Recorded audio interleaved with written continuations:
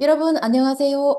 불교 강사 고성기입니다. 오늘은 사후세계 사람은 어디로 가는가에 대해서 말씀드리겠습니다. 첫 번째, 후생의 일대사, 두 번째, 육도, 세 번째, 출리하는 방법입니다. 불교의 목적은 후생의 일대사의 해결 하나입니다. 석가께서 불교를 설하신 목적은 후생에는 일대사가 있다는 것과 그 해결의 길 하나입니다. 왜 후생의 일대사가 일어나는지, 또 어떻게 하면 이 후생의 일대사를 해결할 수 있는지 이것 하나를 설하신 것이 바로 불교 가르침입니다. 불교는 여러 인간관계에 고민하고 있는 사람들의 고민을 들어주거나 그것을 해결해주는 고민 상담소가 아닙니다. 아니면 어떻게 하면 건강을 유지할 수 있는가, 어떻게 하면 돈을 더 벌 수 있는가, 이런 것에 대해서 가르쳐 주시는 것도 아닙니다. 부생에는 일대사가 있다는 것과 그 해결의 길 하나를 가르쳐 주신 것이 바로 불교 가르침입니다. 후생의 일대사를 모르면 불교는 전혀 알 수가 없습니다.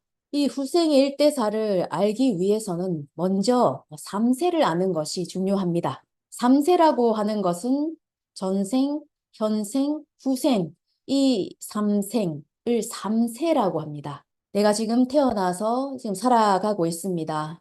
그리고 언젠가는 죽음을 맞이하겠죠. 태어나서 죽을 때까지를 현생. 태어났다고 하는 것은 태어나기 이전이 있었기 때문입니다. 이것을 전생. 그리고 살다가 죽음을 맞이하고 난 뒤에 후생을, 이 전생, 현생, 후생, 이것을 삼생 아니면 삼세라고 합니다. 과거, 현재, 미래, 과거세, 현재세, 미래세라고도 하죠. 석학에서는 이 삼세의 관계에 대해서 인과경이라는 경전에서 다음과 같이 말씀하십니다. 과거의 인을 알고 싶다면 현재의 과를 보아라. 미래의 과를 알고 싶다면 현재의 인을 보아라 라고 말씀하십니다. 우리는 지금 현재를 살아가고 있습니다. 내가 태어나기 이전에 어떤 일이 있었는지를 알고 싶다면 지금 현재에 나한테 어떤 결과가 나타나는지를 보아라. 그러면 과거에 내가 어떤 업인을 뿌렸는지, 어떤 행위를 했는지를 알 수가 있다라고 말씀하십니다. 또 미래에 어떤 결과를 불러올지, 어떤 결과가 나타날지는 내가 지금 하고 있는 이 행위, 뿌리고 있는 씨앗을 보면 알 수가 있다. 미래에 어떤 결과가 나타날지가. 과거에 내가 무슨 행위를 했는지를 알고 싶다면 현재 나타난 결과를 보면 알 수 있다. 그리고 미래에 어떤 결과가 나타날지는 내가 지금 하고 있는, 뿌리고 있는 이 씨앗을 보면, 씨를 보면 미래에 내가 어떤 결과를 받을지를 알 수가 있다라고 인과경에서 이렇게 말씀을 하십니다. 현재를 보면 유구한 과거와 영원한 미래를 알 수가 있습니다. 석가께서는 과거, 현재, 그리고 미래의 관계에 대해서 이렇게 말씀을 하십니다. 여기서 인이라고 하는 것은 업인을 말합니다. 내가 한 행위를 말하죠.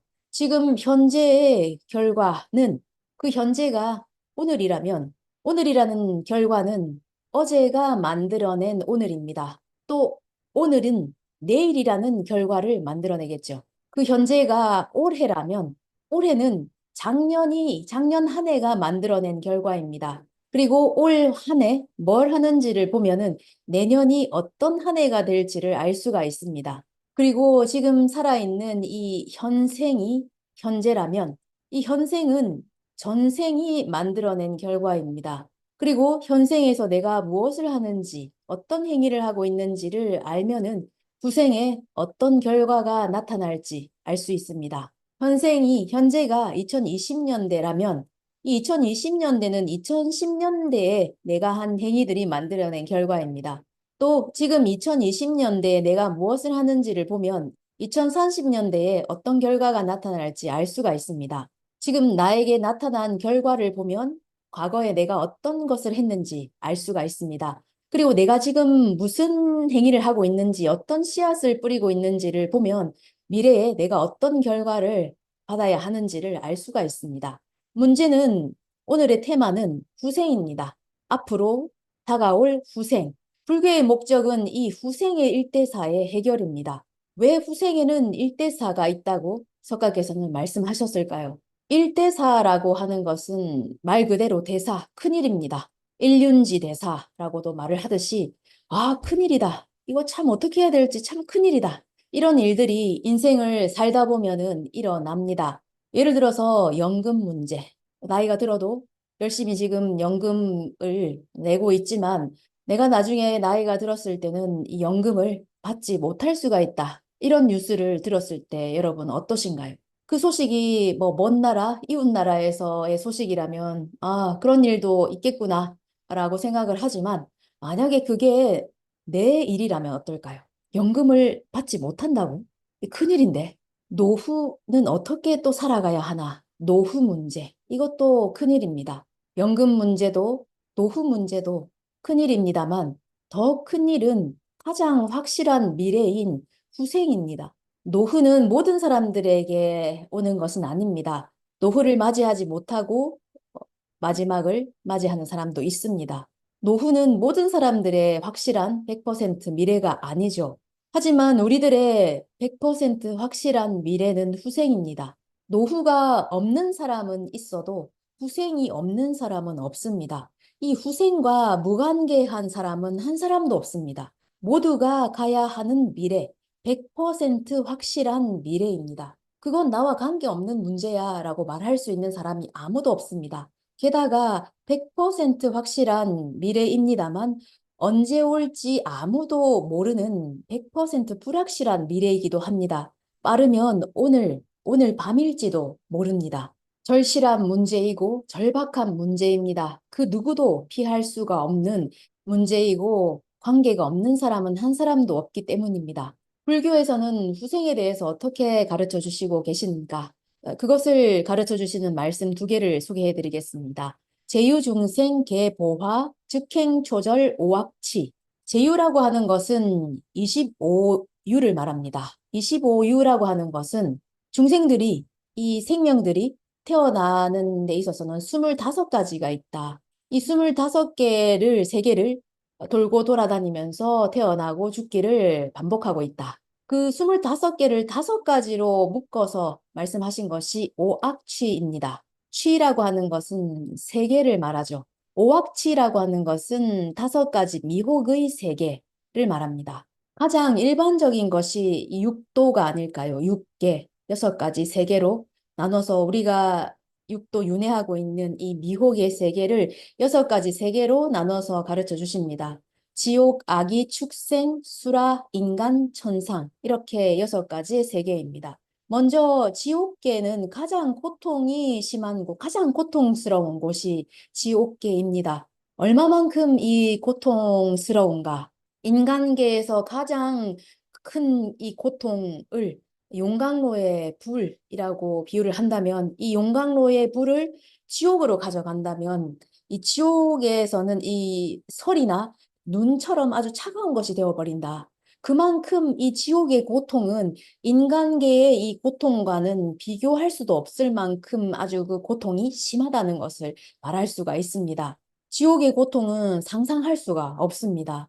석가모니 부처님께 이 지옥의 고통에 대해서 말씀해 달라고 부탁을 드렸을 때 석가께서는 불가설이라고 말씀을 하셨습니다. 설할 수가 없다라고 말씀을 하셨죠.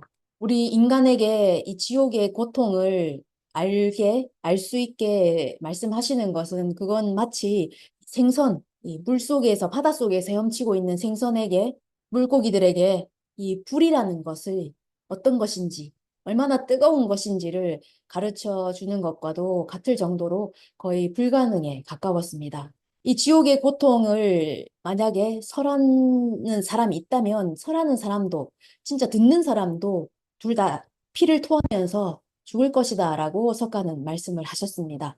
그 정도로 이 설할 수 없는 것이 지옥의 고통입니다.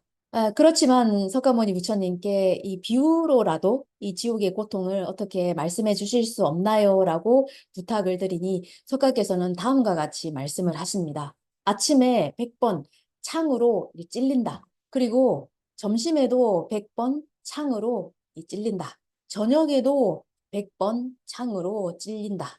하루에 다 합치면 300번을 이 창으로 찔리는 고통을 어떻게 생각하느냐라고 석가는 물으십니다. 한 번의 창에 한 번 찔리는 것만으로도 고통스럽습니다. 이 인생에서 창에 찔리는 사람이 얼마나 될까요? 이 창이 아니더라도 이 압정이라고 하나요? 아니면 이 바늘, 그 하나에 찔리는 것만으로도 아프죠. 아주 큰 고통을 느낍니다. 그런데 창으로 하루에 300번이나 찔리는 이 고통, 정말 상상을 할 수가 없습니다. 라고 제자가 석가모니 부처님께 말씀을 드리니 석가께서는 조용히 밖으로 나가셔서 주먹 같은 이런 작은 돌을 집어 올리시면서 이 돌과 저기 저 히말라야 산과 비교했을 때 어느 쪽이 더 크냐 이렇게 질문을 하십니다. 비교할 필요도 없이 히말라야 산이 크죠. 석가께서는 하루에 300번 창으로 찔리는 이 고통을 이 주먹만한 돌이라고 친다면 지옥에 떨어져서 받아야 하는 고통은 저 히말라야 산과도 같다라고 말씀을 하셨습니다. 정말 상상할 수가 없는 고통입니다. 그리고 다음은 아기계입니다. 아기는 이 못 먹어서 배가 불룩 나온 이런 것을 아기라고 하죠. 먹으려고 하거나 아니면 마시려고 했을 때 입으로 가져가면 그런 것들이 이 푸른 불꽃으로 확 변해서 먹을 수도 마실 수도 없기 때문에 배만 볼록 나오고 손발이 이렇게 다 앙상한 아기입니다. 이 아기도에 떨어지는 사람은 살아있을 때 이 진짜 자기밖에 모르는 사람, 이 베풀지 않은 사람, 보시하지 않은 사람이라고 합니다. 욕심, 탐욕이 강하고 남들에게 어떻게 하면 내가 더 받을까? 내 이익만 추구하고 베풀지 않은 사람, 남을 어떻게 이용할까? 어떻게 저 사람을 써먹을까? 이런 것만을 생각하면서 전혀 남에게 뭔가를 주거나 베풀지 않은 사람이 이 악의도에 떨어진다고 합니다. 다음으로 수락에, 수라는 싸움이 끊이지 않는 세계죠. 수락에는 죽어서 떨어지는 것뿐만이 아니라 살아있을 때도 진짜 항상 싸움이, 다툼이, 전쟁이 끊이지 않는 이런 세계, 이런 곳, 이런 집, 이런 사람이 있죠. 항상 누군가와 경쟁하고 싸우고 다투는 사람. 이런 사람은 살아있을 때부터 이 수라계라는 것을 알 수가 있습니다. 그 다음 인간계, 우리가 지금 살고 있는 이 인간의 세계입니다. 인간으로 태어나기는 참 힘듭니다. 석가께서는 인간 몸 받기가 어렵다. 이미 인간으로 태어났다. 이것을 기뻐해라 라고 말씀을 하십니다. 이 확률상으로 봐도 인간으로 태어난 것은 진짜 있을 수 없는 일이 지금 일어난 것입니다. 이 지구상에는 많은 생명들이 살고 있죠. 인간 외에도. 동물만 해도 150만 종이 있다고 합니다. 그리고 그 동물 중에 한 종류인 쥐, 쥐도 그냥 한 종류가 아니라 2천 종류의 쥐가 있다고 합니다. 그 종류 중에 하나가 20일 만에 이 새끼를 낳는 쥐가 있습니다. 그렇기 때문에 20일이 지나면 8마리의, 한 번에 8마리의 새끼를 낳습니다. 그러면 그 새끼가 태어나서 20일이 지나면 또 각각 20마리의, 20마리의 새끼를 치겠죠. 그러니 엄청난 속도로 이 숫자가 늘어납니다. 만약에 이 20일에 한 번 이 새끼를 낳는 이 쥐 한 쌍이 1월 1일 날 결혼을 했다고 합니다. 그럼 그 해에 12월 31일 그 시점에 얼마나 그 식구들이 늘었을까요? 263억 마리라고 합니다. 엄청난 숫자죠. 한 쌍의 쥐로부터 시작된 이 쥐가 이렇게 숫자가 늘어납니다. 인간은 지금 저출산 시대, 결혼하는 사람도 적고, 결혼을 해도 출산을 하는 사람도 적습니다. 그것과 비교하면 정말 엄청난 숫자죠. 그리고 이 생선, 바닷속에 사는 생선 중에 만보라는 생선은 한 번에 산란을 하면 3억 개의 알을 낳는다고 합니다. 얼마나 많은 숫자의 알이겠습니까? 물론 태어나서 다 살아남을 수는 없지만 그래도 그 수는 엄청납니다. 개미만 해도 9,600 종류의 개미가 있다고 합니다. 이렇게 보면 인간으로 태어난다는 것이 확률상으로 봐서 얼마나 어려운 것인가를 알 수가 있습니다. 10억 원 복권 당첨을 100만 번 연속으로 당첨된 것 같은 이 확률입니다. 이 얼마나 어려운 이 난관을 돌파를 하고 우리는 인간으로 태어났을까요? 석가께서는 인간으로 태어나기가 참 힘들다는 것을 경전에서는 이렇게 말씀하십니다. 지옥에 태어나는 사람은 이 세계의 흙과도 같고, 흙의 숫자와도 같고, 그리고 인간으로 태어나는 사람은 이 손톱 위의 흙, 모래와도 같다라고 말씀하십니다. 이, 이 세상에는 뭐 사하라 사막도 있죠. 뭐 사하라 사막뿐만이 아니라 많은 이 흙이 있습니다. 모래가 있습니다. 그런 많은 모래 알과도 같은 것들이 이 지옥에서 태어나고 아주 이 손톱 위에 얼마 안 되는 이 모래, 흙이 인간으로 태어난 사람들이다라고 작가는 말씀하십니다. 인간으로 태어나기가 얼마나 어렵다는 것 알 수가 있습니다. 뭐 인간으로 태어나서 살다가 죽으면 금방 다시 또 인간으로 태어나는 거겠지. 게임을 하다가 잘 안 되면 이 게임 종료 버튼을 누르고 또다시 리셋 버튼 하면 또다시 태어나서 새로 게임을 시작하듯이 인간도 마찬가지지 않느냐. 또다시 얼마 안 돼서 인간으로 태어날 수 있지 않느냐. 이렇게 생각하는 사람 있습니다만 그렇지 않습니다. 인간으로 태어나기란 진짜 앞으로 있을 수 없을 정도로 어려운 일입니다. 인간으로 태어났다는 것이 얼마나 감사한 일입니까?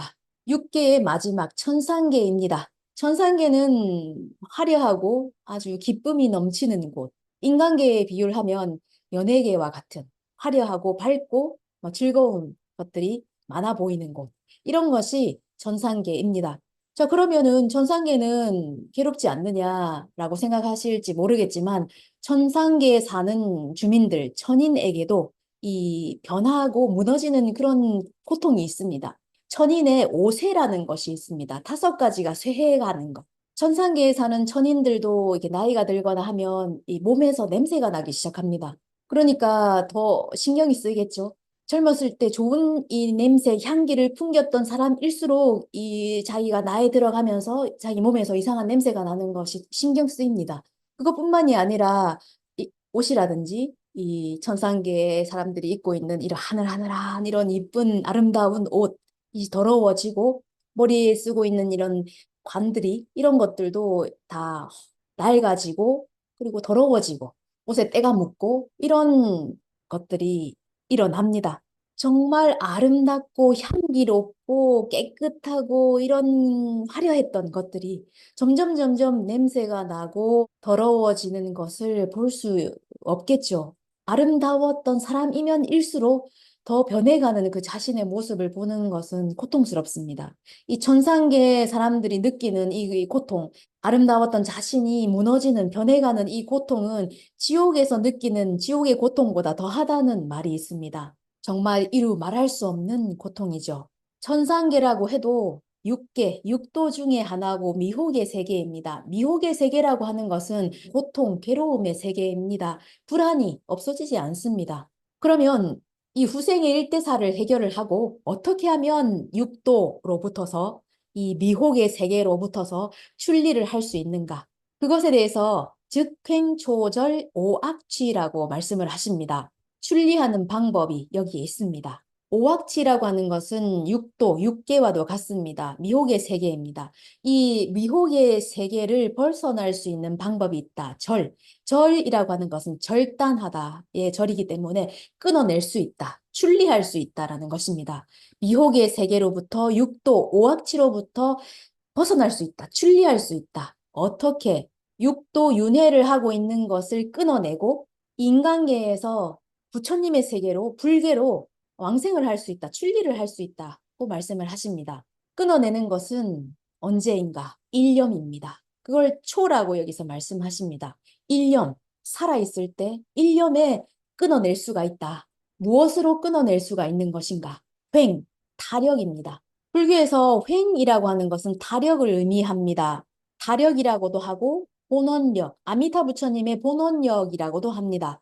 아미타 부처님의 힘, 본원력으로, 타력으로 이 오합치를 일념에 끊어내고 출리를 해서 인간계에서 불계로 왕생할 수가 있습니다. 미혹의 육도 윤회를 끊어내고 출리하는 것은 언제인가? 일념, 초, 살아있을 때, 평생, 지금, 바로 현재를 말합니다. 그렇게 될 수가 있습니다. 그렇게 된 사람은 언제 죽어도 극락왕생, 정토왕생 할 수가 있습니다. 그렇게 된 것을 이렇게 말씀하십니다. 유루의 예시는 변하지 않지만 마음은 정토에서 논일고 있다. 유루라고 하는 것은 이렇게 삐져나오는, 흘러나오는 것을 말합니다.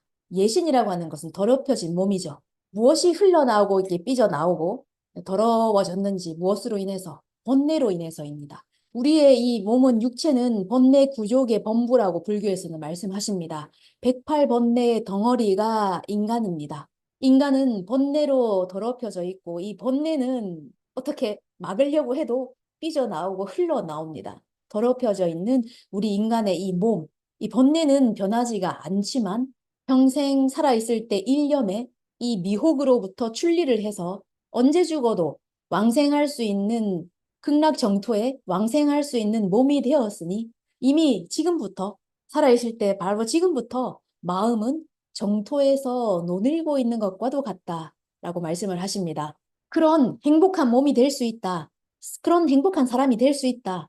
불법을 들으면, 법문을 들으면 그런 사람이 될 수가 있습니다. 법문을 들을 수 있는 것은 인간계뿐입니다. 인간으로 태어난 지금밖에 불법, 법문을 들을 수가 없습니다. 그렇기 때문에 석가께서는 인간으로 태어난 바로 지금 중요한 목적이 있다. 인간으로 태어났을 때만 달성할 수 있는 아주 중요한 목적이 있다라고 말씀을 하십니다.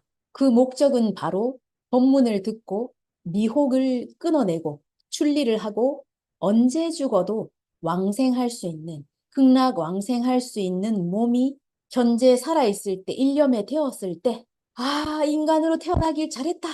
아, 이렇게 이런 행복이 되기 위해서 지금까지 살아왔구나. 라는 생명의 대환희가 일어납니다. 그리고 인간으로 태어난 것을 진짜 진심으로 기뻐할 수가 있다라고 석가는 말씀을 하십니다. 그 말씀이 인간으로 태어나기가 어렵다. 인간 몸 받기 어려우나 이미 인간으로 태어났다. 불법 듣기 어려우나 이미 불법 듣고 있다라는 석가모니의 말씀입니다. 아, 인간으로 태어나길 잘했다. 인간으로 태어났기에 이런 행복한 몸이, 이런 행복을 얻을 수가 있었구나. 라고 행복할 수 있는 길이 있습니다. 그 길을 가르쳐 주신 것이 바로 석가모니의 가르침입니다. 오늘은 사후세계, 인간은 죽으면 어디로 가는가에 대해서 말씀을 드렸습니다. 조금이나마 도움이 되셨다면 구독과 좋아요 부탁드립니다. 알기 쉬운 영상 만들기 위해서 노력하도록 하겠습니다. 오늘도 끝까지 시청해 주셔서 감사합니다.